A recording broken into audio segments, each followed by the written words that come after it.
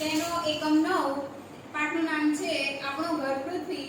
તેની અદ્યતન નિષ્પત્તિ અમને આપવામાં આવેલી છે કે તારા, ગ્રહો અને ઉપગ્રહો વચ્ચેનો તફાવત ઓળખે છે. દાખલા તરીકે સૂર્ય, પૃથ્વી અને ચંદ્ર વિશેની માહિતી વિદ્યાર્થી મેળવી શકે છે. હું છું સૂર્ય. સૂર્ય પૃથ્વી કરતા 13 લાખ ગણો મોટો છે.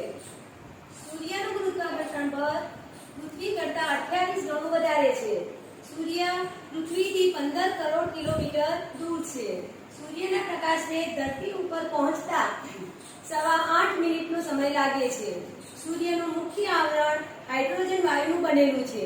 હાઇડ્રોજન અને હિલિયમ વાયુની પ્રક્રિયાથી ગરમી અને પ્રકાશ સૂર્યની ઊર્જાથી જીવસૃષ્ટિનો વિકાસ થાય છે.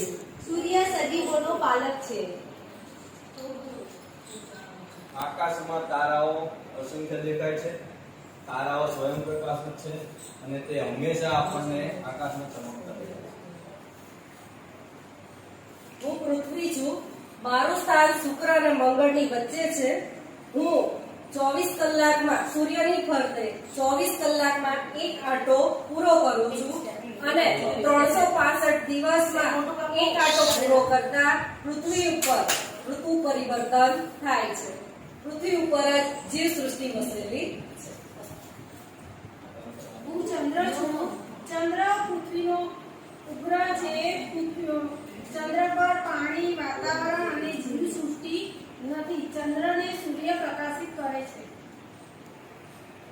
આ એકમને સફળ કરવા માટે અભ્યાસ બિંદુ તરીકે સૌરમંડળ અને તેના સભ્યો જેમ કે તારા, ગ્રહો, ઉપગ્રહો, સૂર્ય, પૃથ્વી, ચંદ્ર વગેરે વિશેની માહિતી વિદ્યાર્થીઓને આપવામાં આવી છે. તેમાં પદ્ધતિ અમે અપનાવી છે નિદર્શન પદ્ધતિ અને પ્રોજેક્ટ કાર્ય અમે આમાં કરેલું છે.